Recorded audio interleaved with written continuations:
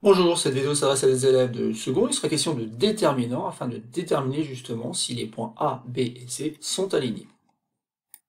Alors ici, bien sûr, il va s'agir d'utiliser donc le déterminant. Donc petit rappel de cours pour commencer. Soit U et V, donc deux vecteurs de coordonnées x, y et x', y', deux vecteurs donc du plan dans une base orthonormée. Alors le déterminant des vecteurs U et V est le nombre tout simplement x, y', moins y, x'. Donc on le note comme ça, avec DET pour déterminant, déterminant des vecteurs UV. Après on fait deux barres, comme ça, et on rentre les coordonnées donc des vecteurs U et V. Et en faisant ici le produit x, y' moins le produit y, x', on obtient la valeur du déterminant de deux vecteurs. Et pourquoi c'est important de connaître la valeur du déterminant de ces deux vecteurs? Tout simplement parce qu'on a une équivalence entre le fait que les deux vecteurs sont collinéaires et le fait que le déterminant de ces deux vecteurs est égal à 0. Et donc c'est souvent comme ça qu'on montre que deux vecteurs sont collinéaires.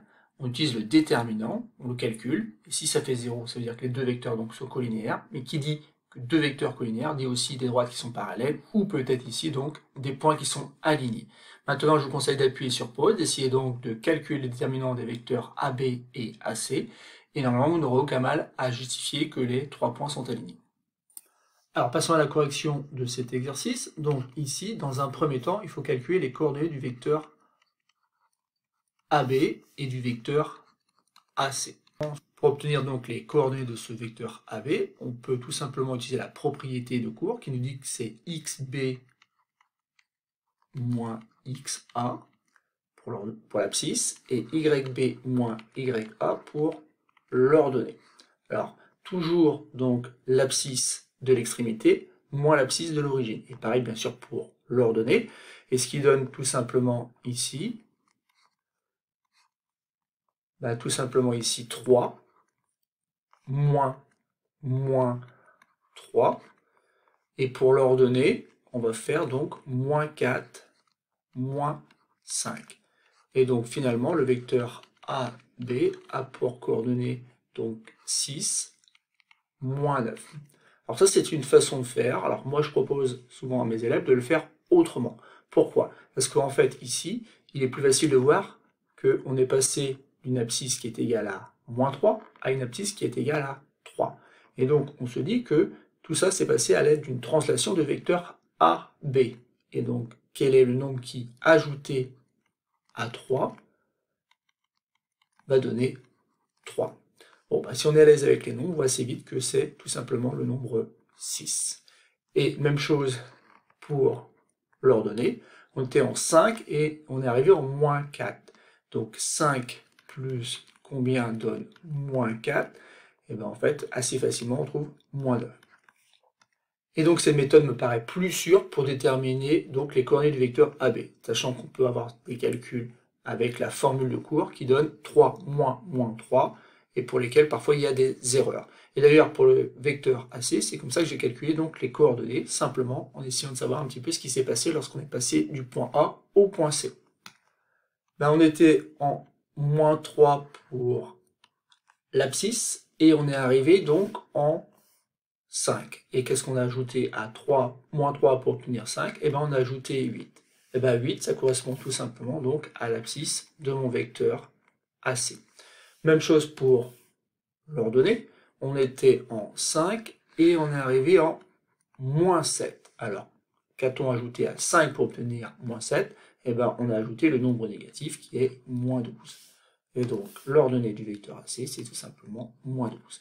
Alors, ça y est, on a donc les coordonnées des vecteurs AB et AC. On va donc calculer le déterminant de ces deux vecteurs. Et ce déterminant, on l'écrit entre deux barres comme ça, avec les coordonnées du vecteur AB, 6, moins 9, et les coordonnées du vecteur AC, 8, moins 12. Et ensuite, donc, on fait le calcul qui consiste à faire 6 multiplié par moins 12,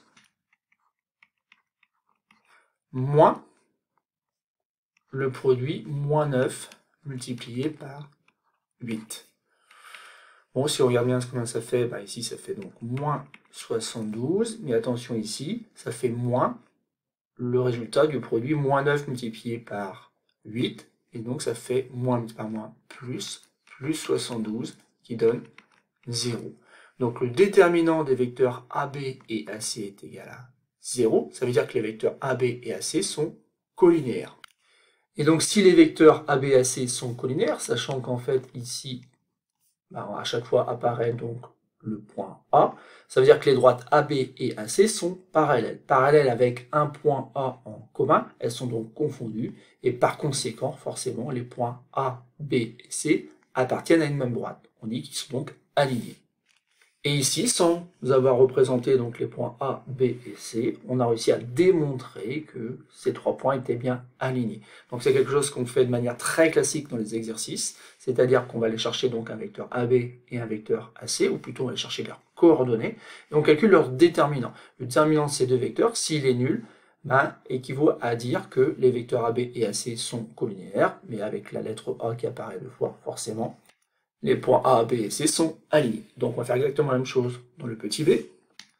Et donc ici, donc, le point A maintenant a pour coordonnées moins 11, 13, et le point B pour coordonnées moins 5, 11. Donc, qu'a-t-on rajouté à moins 11 pour obtenir moins 5? Et bien on a rajouté 6. Et bien 6, c'est justement l'abscisse de mon vecteur AB. De la même façon, qu'a-t-on rajouté à 13 pour obtenir 11? Et bien on a fait moins 2, et donc moins 2, c'est ce qu'on appelle l'ordonnée du vecteur AB. Vous avez vu à quel point c'est très simple.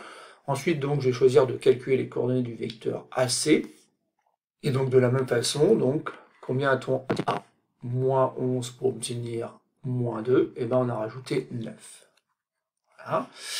Et combien a-t-on ajouté à 13 pour obtenir donc 10? Et bien on a fait moins 3. Donc 9 et moins 3 sont les coordonnées du vecteur AC. Ensuite, donc, je vais calculer le déterminant des vecteurs AB et AC en faisant 6 moins 2 donc, pour les coordonnées du vecteur AB, 9 moins 3. Ensuite, donc, je fais 6 multiplié par moins 3 moins